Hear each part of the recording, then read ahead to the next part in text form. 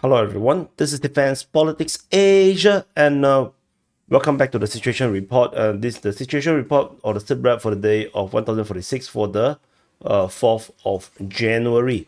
And so there is some major developments over in the Kursk front. The Russian forces seems to have uh, ramp up significantly over in the counter-offensive, particularly if you see that a number of icons around the Sudzha region has ramped up by a lot. I believe that this could not 100% sure, but this could be a sign that the Russians has now started the operation to retake Sudzha. And there's already some signs that this is happening because of the fighting reported at Makhnovka and then there was at Zamastes, Goncharovka, and then Sudzha previously. And then now we have like a lot more in today's report. So we have Kurilovka is still a thing right now. Malovoye is back on the reports.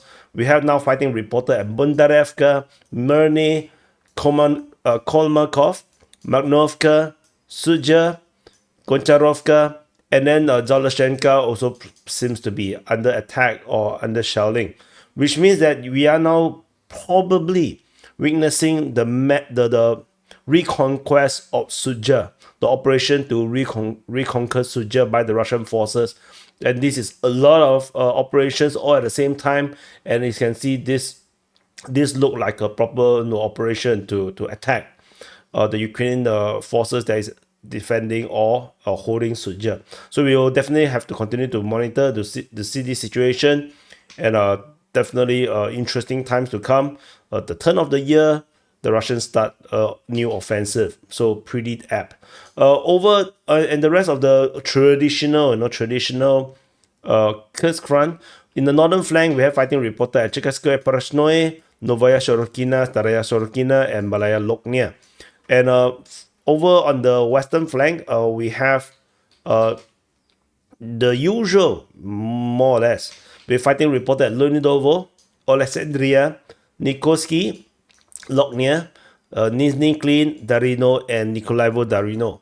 And this also is a sign that despite there is the ramp up of the operation in the Sudzha region, the higher intensity offensive operations over in the northern flank remains the same or more or less the same intensity, and the western flank totally did not win at all, which means that the entire region here is now on the full-fledged counter-offensive by the Russian forces.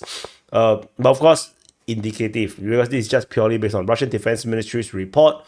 But we will see once the frontline changes starting to all this intelligence or intel or information about the frontline changes start to drop, we'll probably see whether this is actually correct or not. So ultimately, in intel, everything is just a signal. Don't take it as a fact. It's not reality. This is just signals. So hopefully, you guys get it. I haven't talked about this kind of thing for a long time, by more than a year. So over at Satki, there was a missile strike on Ukrainian forces. So in the rear positions. So definitely the Russians are starting to really ramp up the operations in Kursk. We move on to the Kharkiv front. At the Kharkiv front, we have fighting reported in multiple regions. In the traditional way places, we have fighting reported at Voschansk as well as Staritsia. A bit of the unusual is Sinelnikove,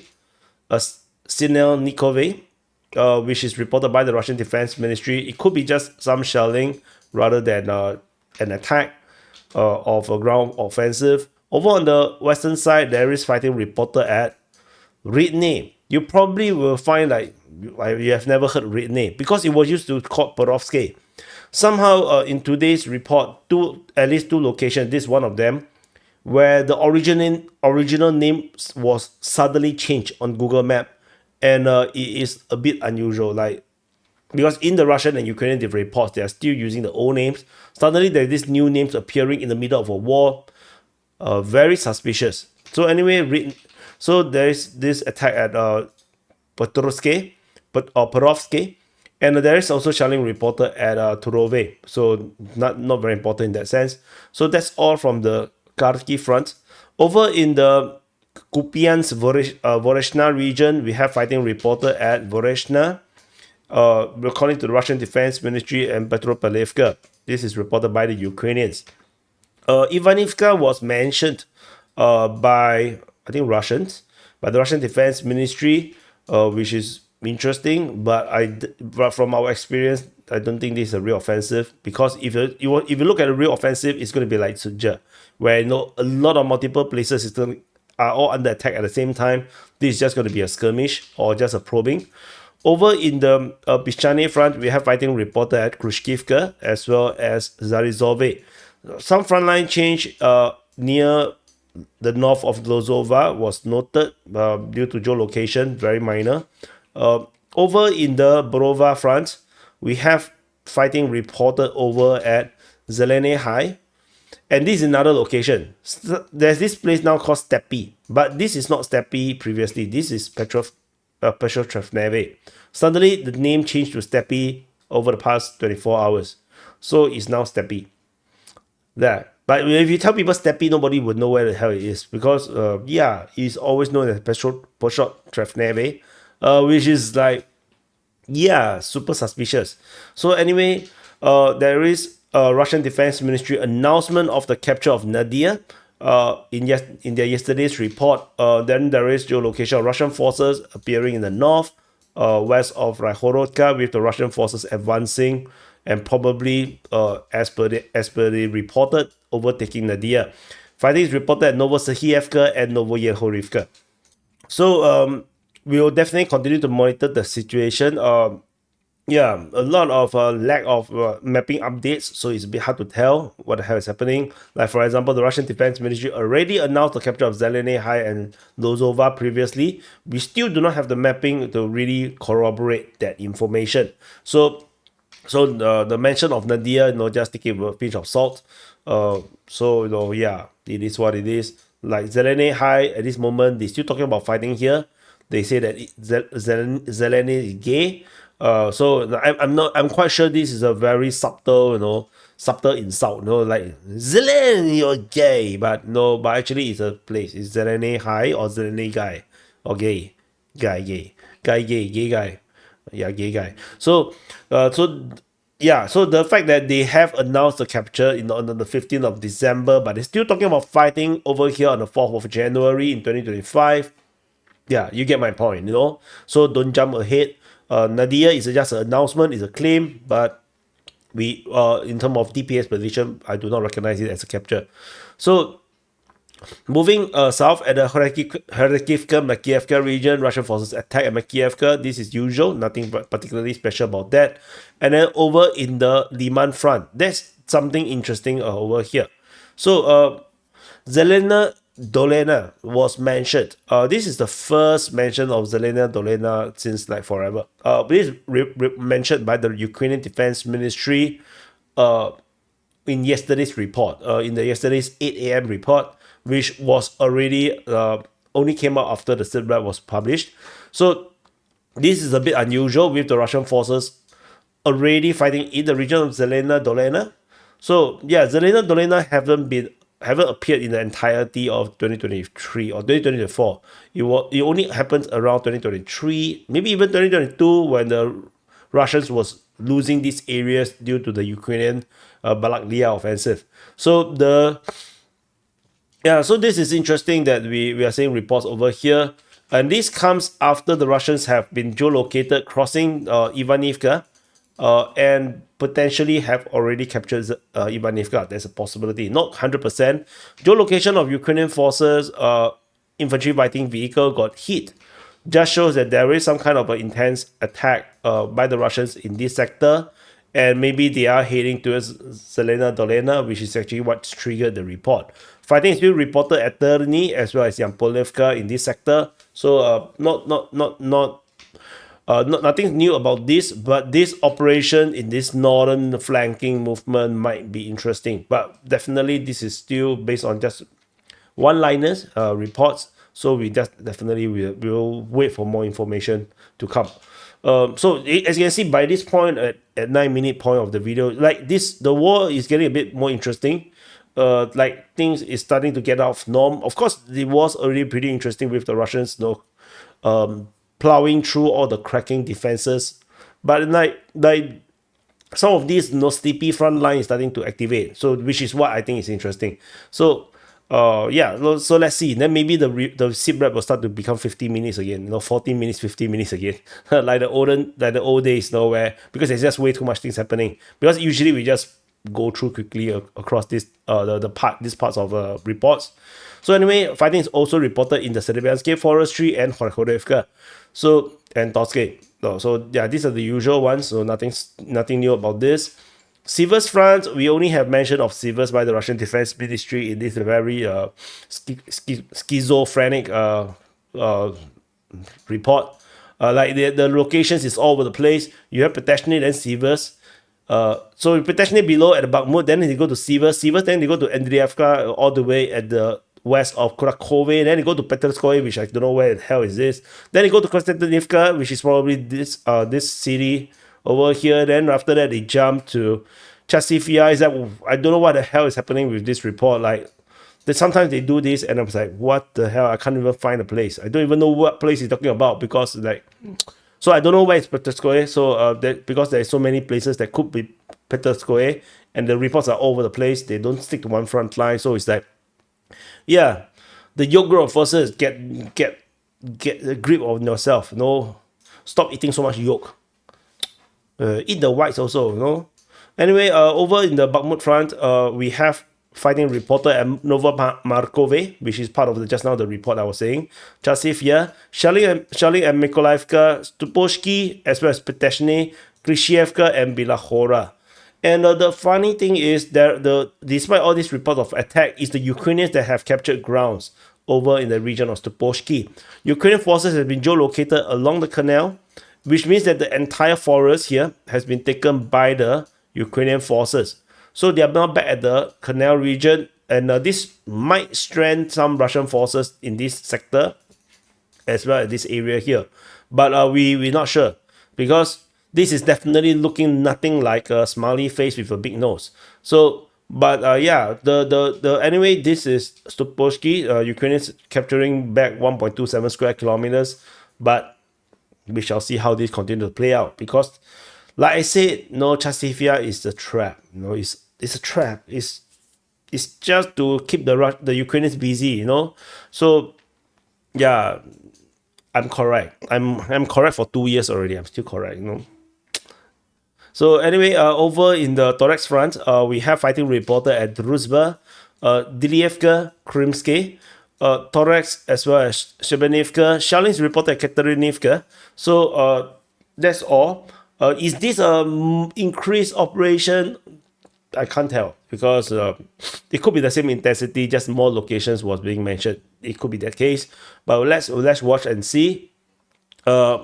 There's no rush to capture Toreks because if going up north, there's Konstantinivka, like it's just another big headache. So tentatively, this is not going to be a good place to fight in. I still maintain that this chain of settlements, the Russians should not attack them at all. The Russians should attack around, flank it, capture it from behind, and yeah, call it a day. The Ukrainians will just withdraw out. They will not stay there and fight. This is no longer early 2022. The Ukrainian soldiers are not going to hold position like in Mariupol and fight to the end. Yeah, they're not going to do that. And not that they fight to the end at Mariupol anyway. They actually surrendered heroically. So anyway, we move on to the northern flank of the Pokrov front. Russian forces seems to have expanded operations in this sector as well, with fighting reported at Baranivka, Timofeyevka, Mariolubivka, and Merne. Merne was mentioned, is a little bit far, this according to the Ukrainian Defense Ministry. So like I said, as the turn of the year, the Russians seem to ramp up their offensive. Effectively, we can also call this the winter offensive because it's winter. So let's see how this play out.